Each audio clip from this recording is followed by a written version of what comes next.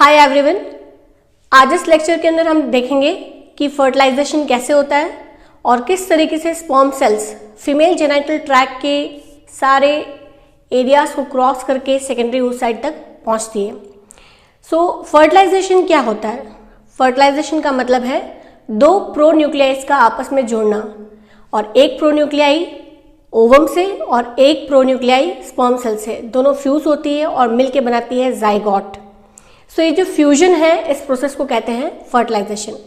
सो इस प्रोसेस को यहाँ पे समझने से पहले हम डायग्रामेटिक रिप्रेजेंटेशन से देखेंगे कि किस तरीके से sperm sales female genital tract के अंदर एंटर करती है और सेकेंडरी oocyte तक पहुंचती है। सो सबसे पहले है फिगर वेजाइनल वॉल का, एंड देन स्पर्म सेल्स यहाँ से ट्रैवल करती हुई सर्वाइकल कैनाल के अंदर एंटर करती है, एंड सर्वाइकल कैनाल से होने के बाद में यूट्राइन कैविटी, और यूट्राइन कैविटी से ट्रैवल करते हुए स्पर्म सेल्स फाइनली एंटर करते हैं इन द फैलोपियन ट्यूब।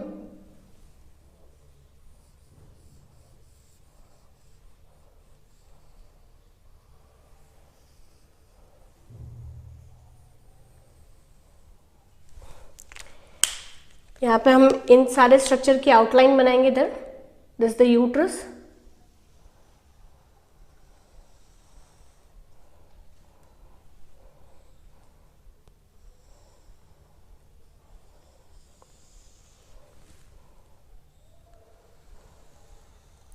और यहाँ पे है वेजाइना, और यहाँ पे मेन स्ट्रक्चर जो कि रिलीज करता है secondary oocyte, that is ovary, female gonads. So जैसा कि आपने मेरे previous video that is ovulation के अंदर देखा होगा, या फिर अगर जिन्होंने देखा है और उसे अगर रिकॉल कर सकते हैं, तो मैंने बताया था कि ओवुलेशन वो प्रोसेस होती है जिसमें ओवरी से एक mature graafian follicle finally release करता है एक सेकेंडरी oocyte, और ये सेकेंडरी oocyte ओवरीज से ट्रैवल करता हुआ फाइनली कहाँ पे पहुंचता है, that is ampullary part. Because always fertilization जो होता है ये फैलोपियन ट्यूब के कौन से पार्ट के अंदर होता है, एम्पुला। सो ये जो पार्ट है ये कहलाता है एम्पुला। एम्पुला जो होता है ये फैलोपियन ट्यूब का सबसे लॉन्ग और सबसे वाइड पार्ट होता है। सो इसी कारण सेकेंडरी oocyte इजीली यहाँ पे रेस्ट कर सकता है। सो here it is the secondary oocyte, और जब ये सेकेंडरी oocyte यहाँ पे एंटर करता है तो इसके साथ में इसको कवर करती हुई एक ग्लाइकोप्रोटीन लेयर होती है, जोना पेलुसिडा, एंड उसी लेयर को कवर करती हुई होती है कुछ सेल्स, ग्रैनुलोसा सेल्स, जिन्हें यहाँ पे कहते हैं कोरोना रेडिएटा। सो एम्पुला में क्या प्रेजेंट है, सेकेंडरी oocyte। नाउ oocyte का जो फर्टिलाइजिंग लाइफ स्पैन होता है ये 12 to 24 आवर्स के लिए रहता है, यानी ओवरीज से रिलीज होने के बाद 12 से 24 घंटे के अंदर ये इजीली क्या हो सकता है, फर्टाइल हो सकता है विद वन स्पर्म सेल। और वहीं स्पर्म की लाइफ स्पैन कितनी रहती है, 48 से लेके 72 आवर्स तक। तो इस तरीके से जो फर्टिलाइजेशन है ये ओवुलेशन के अराउंड होता है। ठीक है, सो यहाँ पे हमने इस फिगर को देखा कि किस तरीके से sperm cells whole of the vagina, then uterus and then fallopian tube से होके इसकी सबसे वाइडेस्ट पार्ट यानी एम्पुलरी एरिया तक पहुंचता है। फर्टिलाइजेशन का जो प्रोसेस है ये इजैकुलेशन के साथ में स्टार्ट होता है। इजैकुलेशन मतलब सीमेन का रिलीज होना इन द वेजाना, और ये कॉपुलेशन प्रोसेस यानी सेक्सुअल इंटरकोर्स के जरिए होता है। सो इससे पहले कि हम इस होल प्रोसेस को समझें, पहले देखेंगे व्हाट इज सीमेन। सीमेन के अंदर कुछ पर्सन जो होते हैं वो स्पर्म सेल्स प्रेजेंट होती हैं, और मोस्ट ऑफ पार्ट जो होता है ये मिलके बना होता है मेल रिप्रोडक्टिव से कई एसेसरी ग्लैंड से रिलीज होने वाले फ्लूइड से मिलके बना होता है। और इन एसेसरी ग्लैंड्स में आती है सेमिनल वेसिकल, और सेमिनल वेसिकल क्या कंट्रीब्यूट करती हैं, कई टाइप के सब्सटेंस, जिनमें आते हैं फ्रुक्टोज, ये रिलीज करती है प्रोस्टाग्लैंडिन्स,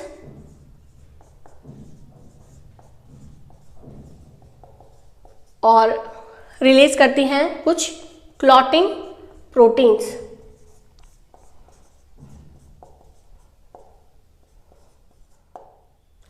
ये फ्रुक्टोज एक बहुत ही इंपॉर्टेंट सब्सटेंस होता है, बिकॉज जैसे ही इजैकुलेशन होता है सीमेन का, उसी के साथ में इसमें से कई स्पर्म सेल्स रिलीज होती हैं, और इन स्पर्म सेल्स को नरिशमेंट प्रोवाइड करने का काम कौन करता है? This fructose. क्योंकि इसी पहले हम देख चुके हैं लेक्चर के अंदर कि स्पर्म सेल्स के अंदर क्या प्रेजेंट होती है, मिडिल पार्ट में होती है माइटोकॉन्ड्रिया, और इस माइटोकॉन्ड्रिया को एनर्जी दैट इज एटीपी की रिक्वायरमेंट होती है, और ये एटीपी फ्रुक्टोज से प्रोवाइड होती है, ताकि इसकी जो टेल है दैट इज फ्लैजिलम, इसको ये विग्रेसली बीट कर सके और इस स्पर्म्स को आगे से आगे ट्रांसपोर्ट कर सके। So fructose is very important substance. Another is prostaglandin. Prostaglandin क्या करते हैं कि जब स्पर्म सेल्स यूट्राइन कैविटी के अंदर एंटर करते हैं, तो यूट्राइन कैविटी की जो स्मूथ मसल्स होती है, ये क्या करती है? रेगुलरली क्या करती है? कॉन्ट्रैक्ट करती है, कॉन्ट्रैक्शंस होते हैं, और इस कॉन्ट्रैक्शन के कारण फाइनली यहां से जितना भी स्पर्म सेल्स हैं उन्हें स्क्वीज कर लिया जाता है, एंड देन आगे से आगे ट्रांसपोर्ट किया जाता है। So by the movement of this muscular action, ये स्पर्म्स आगे से आगे क्या करते हैं? ट्रैवल करते हैं। थर्ड है क्लॉटिंग प्रोटीन। इसका भी बहुत इंपॉर्टेंट रोल है। जैसे ही सीमेन इजैकुलेट होता है वजाना के अंदर, उसी के साथ इन क्लॉटिंग प्रोटीन से यहाँ पे क्या हो जाता है? कोएगुलेट। और ये इसलिए जरूरी है कि अगर ये कोएगुलेशन ना हो तो ये वजाना से इजीली क्या हो सकते हैं? Drain out. सो इस चीज को प्रिवेंट करने के लिए क्या रिलीज होते हैं? Clotting protein. Is that clear? इसके अलावा एक दूसरी ग्लैंड होती है जिसे कहते हैं प्रोस्टेट ग्लैंड, और प्रोस्टेट ग्लैंड जो होती है ये 30% of total seminal vesicle fluid, seminal fluid को कंट्रीब्यूट करती है, क्योंकि 70% जो होता है ये सेमिनल वेसिकल से रिलीज होने वाला फ्लूइड कंट्रीब्यूट होता है। रिमेनिंग 30% सीमेन के अंदर जो फ्लूइड पार्ट होता है ये प्रोस्टेट बनाता है, और इस प्रोस्टेट से भी कई सब्सटेंस लाइक सिट्रिक एसिड और रिलीज करता है फाइब्रिनोलाइसिन। सो सिट्रिक एसिड भी एक तरीके से in form of energy source रहता है, जिसके कारण जो टेल पार्ट होता है स्पर्म का वो हाइपर मोटाइल हो जाता है, मोर बीट करता है, और इसको फाइनली ट्रांसपोर्ट करने में हेल्प करता है। एंड फाइब्रिनोलाइसिन जो है ये again very important role play करता है, बिकॉज जैसे क्लॉटिंग प्रोटीन रिलीज होते हैं सेमिनल वेसिकल से, उसी के साथ में जो स्पर्म्स होती है, ये स्पर्म सेल्स वेजाइनल वॉल से क्या हो जाती है? एडहेर, ताकि इजीली ड्रेन आउट ना हो सके। सो आफ्टर फ्यू मिनट्स यही फाइब्रिनोलाइसिन इनको अगेन से रीलिक्विफाई करता है, इन क्लॉटिंग प्रोटीन्स को ब्रेक करता है, ताकि इजीली वापस से ये वेजाना से क्रॉस होके यूट्राइन कैविटी के अंदर क्या कर सके? एंटर कर सके। सो ये किसका एक्शन रहता है? फाइब्रिनोलाइसिन का।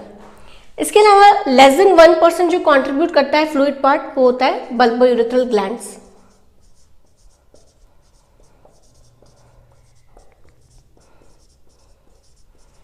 सो ये सारे क्या है?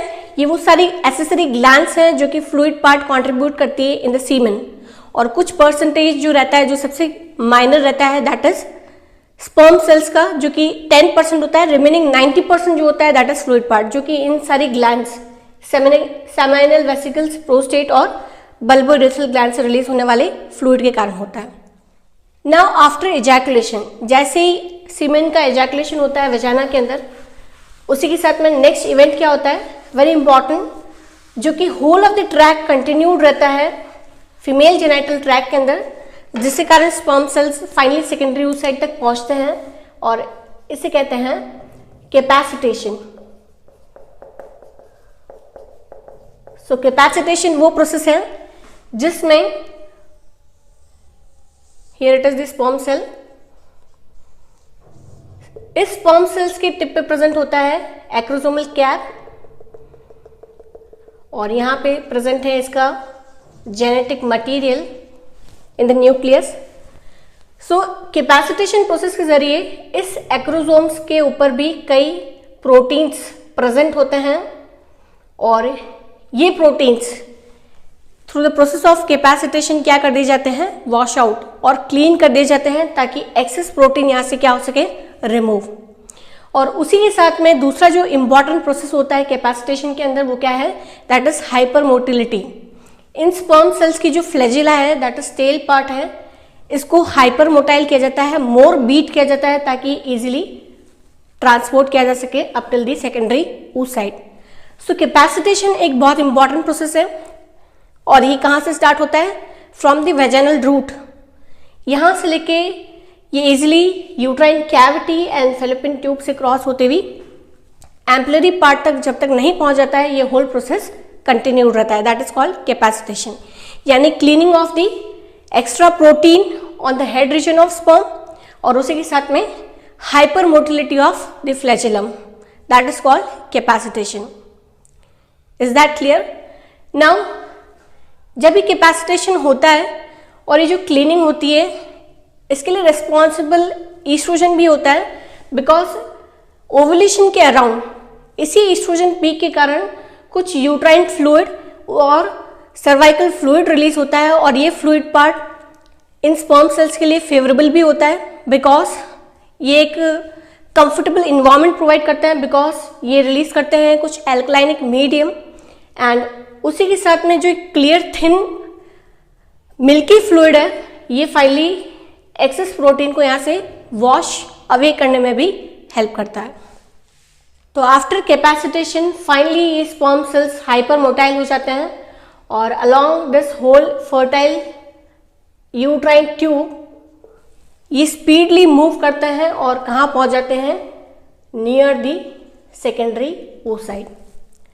सो इजैकुलेशन के टाइम पे मिलियंस ऑफ स्पर्म जो होते हैं वो वजाइना के अंदर इजैकुलेट होते हैं, लेकिन उनमें से फ्यू थाउजेंड ही होते हैं जो कि कैपेसिटेट होते हैं और मूव करते हैं अलोंग द होल ट्रैक। और यहाँ पे आने के बाद सेकेंडरी oocyte के पास आने के बाद ओनली 100 स्पर्म सेल ही रह जाते हैं जो कि फाइनली कैपेसिटेट होके इसके पास पहुंच सकते हैं, that is about 200 to 500 sperm sales. So after capacitation क्या होता है, इसको हम नेक्स्ट फिगर के अंदर देखेंगे। यहाँ पे हम सेकेंडरी oocyte को जूम इन करके देखेंगे। ये सेकेंडरी oocyte की प्लाज्मा मेम्ब्रेन है और इस सेकेंडरी oocyte के चारों तरफ है ग्लाइकोप्रोटीन लेयर, जोना पेलिसिडा, और इसके भी सराउंडिंग में प्रेजेंट होती हैं ग्रैन्युलोसा सेल्स। और ये ग्रैन्युलोसा सेल्स जब इस होल स्ट्रक्चर को कवर करती है तो यहाँ पे इसे कहते हैं कोरोना रेडिएटा। और इन कोरोना रेडिएटा और ग्रैन्युलोसा सेल्स के बीच में प्रेजेंट होते हैं कुछ अमाउंट ऑफ फ्लूइड जिसे बोलते हैं हाइलुरोनिक एसिड, जो कि इनके बीच में प्रेजेंट होती हैं इन सेल्स के बीच में। सो ये फिगर है सेकेंडरी oocyte का। Now what is happening here कि कैपेसिटेशन प्रोसेस के जरिए कुछ हंड्रेड्स यानी 200 to 500 sperm cells finally ampullary part तक पहुंच जाते हैं। So here it is the sperm, this is the middle piece, जिसमें है माइटोकॉन्ड्रिया और ये है tail part that is flagella. और यहाँ पे है स्पर्म का हेड जिसके अंदर है न्यूक्लियस जिसमें haploid number of chromosome that is N, और इसके टिप पे प्रेजेंट है एक्रोसोमल कैप जो कि कंटेन करती है कुछ एक्रोसोमल एंजाइम्स। सो फाइनली ऐसी कुछ 100 सेल्स इस सेकेंडरी oocyte के चारों तरफ पहुंच जाती हैं। एंड द नेक्स्ट स्टेप जो कि यहाँ पे होती है वो यह है कि जैसे यहाँ से एक्सेस प्रोटीन रिलीज होने लगता है बाय दिस कैपेसिटेशन, यहाँ पे प्रेजेंट कुछ और प्रोटीन्स होते हैं जो कि फाइनली जोना पेलिसिडा पे present protein that is called ZP3, इसे कहते हैं ZP3 या ZP3, जोना पेलिसिडा प्रोटीन। ये बहुत सारे पाए जाते हैं इस लेयर पे। Here are the receptors.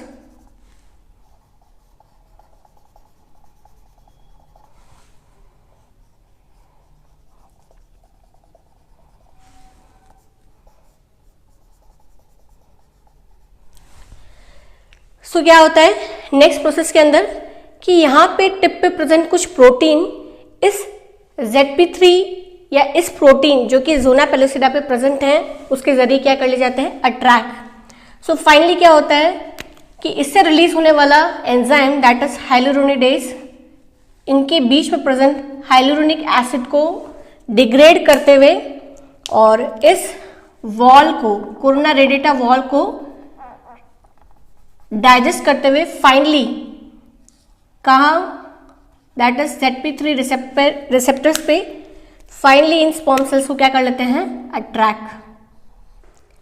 तो यहाँ पे जैसे ही स्पर्म सेल्स इस ZP3 प्रोटीन के साथ अटैच हो जाती है और फ्यूज हो जाती है, तो नेक्स्ट जो इम्पॉर्टेंट इवेंट होता है फर्टिलाइजेशन के अंदर वो क्या होता है, इसे कहते हैं acrosomal reaction.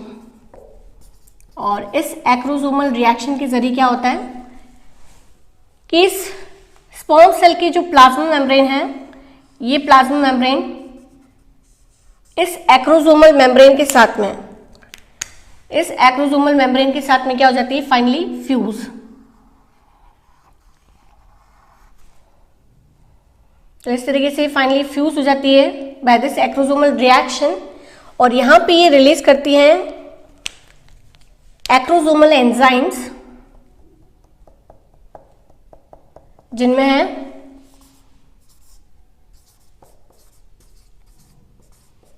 Hyaluronidase, hydrolytic enzymes, प्रोएक्रोजन, एक्रोजन। सो ये जो एंजाइम्स हैं ये इस एक्रोसोमल कैप से रिलीज होते हैं और फाइनली ये क्या करने लगते हैं, डाइजेस्ट करने लगते हैं इस वॉल को। और जैसे ही ज़ोना पेलुसिडा वॉल का डाइजेशन होगा उसी के साथ में स्पर्म सेल्स फाइनली कहाँ एंटर कर जाएगी, inside the zona pellucida layer. So यहाँ पे जो एक्रोसोमल रिएक्शन हो रहा है ये सिर्फ एक स्पर्म सेल और oocyte के बीच में नहीं, वेरेजन कई स्पर्म सेल्स एक साथ क्या कर रहे होते हैं, इस ZP3 रिसेप्टर के ऊपर एक्ट कर रहे होते हैं। यहाँ पे उनके साथ में रिएक्शन हो रहा होता है, लेकिन फर्स्ट स्पर्म्स, वो फर्स्ट स्पर्म जो कि फाइनली इसको डाइजेस्ट करके एंटर कर जाती है और फाइनली फर्स्ट टच करती हैं with this oolemma that is plasma membrane of this secondary oocyte। जो पहला टच होता है पहले स्पर्म के साथ में जो कि इस oolemma को टच करता है वो ही फाइनली इस रेस को विन करता है।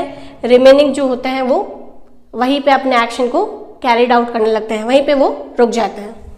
सो this is the important event जो कि होता है एक्रोसोमल रिएक्शन, जिसके अंदर फाइनली दोनों मेम्ब्रेन फ्यूज हो जाती है, हाइड्रोलाइटिक एंजाइम्स रिलीज होते हैं और ये इस लेयर को, जोना लेयर को डाइजेस्ट करके फाइनली एंटर कर जाती है toward the oolemma that is the plasma membrane of oocyte। सो जैसे ही इवेंट होता है उसके बाद द इम्पॉर्टेंट थर्ड इवेंट जो लास्ट इवेंट होता है that is called cortical reaction.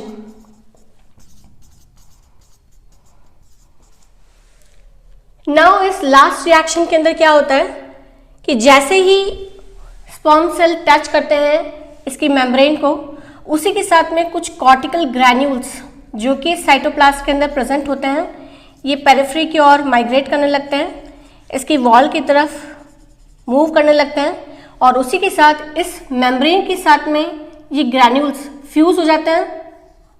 These are the cortical granule जो कि oolemma के साथ फ्यूज हो गए हैं और फाइनली इस फ्यूजन के बाद में ये रिलीज करते हैं कुछ हाइड्रोलाइटिक एंजाइम्स। ये कॉर्टिकल ग्रैन्यूल्स फ्यूज होकर क्या रिलीज कर रहे हैं, कुछ हाइड्रोलाइटिक एंजाइम, और ये हाइड्रोलाइटिक एंजाइम्स देयर बाय क्या डाइजेस्ट करने लगते हैं, जोना लेयर और ZP3 रिसेप्टर प्रोटीन्स, इन सबको डाइजेस्ट करने लगते हैं और उसी के साथ में ये क्या क्रिएट करते हैं, वेरी इंपॉर्टेंट थिंग, ये एक हार्ड ब्लॉक बना देते हैं इस oolemma के अंदर। क्या क्रिएट करते हैं, that is hard block around this oolemma और जिसके कारण क्या इंपॉर्टेंट इवेंट होता है, दैट ब्लॉक्स पॉलीस्पर्मी।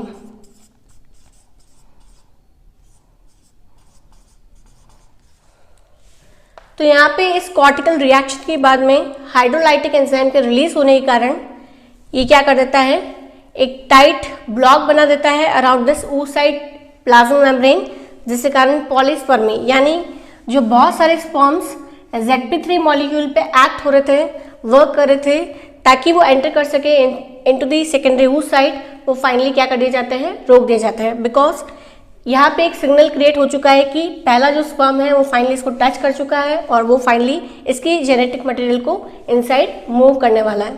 तो उसी तरीके से इन कॉर्टिकल ग्रैन्यूल से क्या इंपॉर्टेंट इवेंट होता है, दैट ब्लॉक दी पॉलीस्पर्मी, क्योंकि यहाँ पे सेकेंडरी oocyte सिर्फ एक ही स्पर्म के जेनेटिक मटेरियल को क्या करेगी, शेयर करेगी, क्योंकि उसको बहुत सारे जेनेटिक मटेरियल यहाँ पे रिक्वायर्ड नहीं है।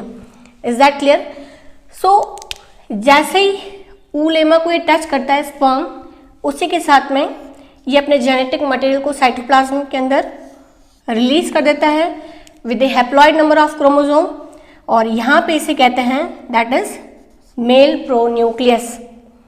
और जैसे ये इवेंट होता है उसी के साथ में बहुत ही इंपॉर्टेंट इवेंट जो कि सेकेंडरी oocyte के अंदर होता है वो यह है कि सेकेंडरी oocyte जो कि मियोटिक सेकेंड डिवीजन के अंदर एंटर किया था at the time of ovulation, finally after fertilization ये अपना मियोटिक सेकेंड डिवीजन कंप्लीट करती है और उस डिवीजन के बाद में फाइनली 2 डॉटर सेल्स बनाती है, one with A haploid number of chromosome जिसमें कि स्कैंटी बहुत ही कम अमाउंट में साइटोप्लाज्म होता है, और दूसरा डॉटर सेल जिसे बोलते हैं डेफिनेटिव ओवम, इसमें भी हैप्लॉइड नंबर ऑफ क्रोमोसोम्स होते हैं लेकिन ऑल टुगेदर ये सेल का सारा ही साइटोप्लाज्म यूज कर लेती है।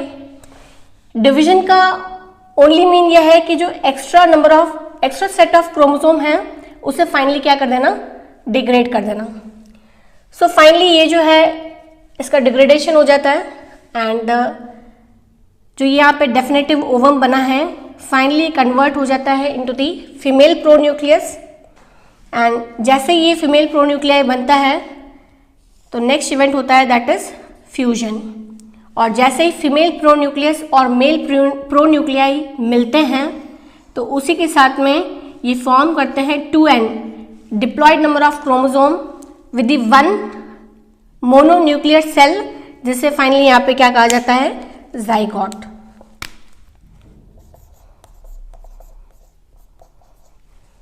तो यहाँ पे हमने इस लेक्चर के जरिए फर्टिलाइजेशन के अंदर होने वाले इन 3 इवेंट्स को बेसिकली देखा। कैपेसिटेशन यानी स्पर्म की हेड पे प्रेजेंट एक्स्ट्रा प्रोटीन्स को वॉश आउट करना और इसको हाइपर मोटाइल बनाना ताकि ये along the whole tract travel कर सके और कहाँ तक पहुँच सके, नियर दी सेकेंडरी oocyte।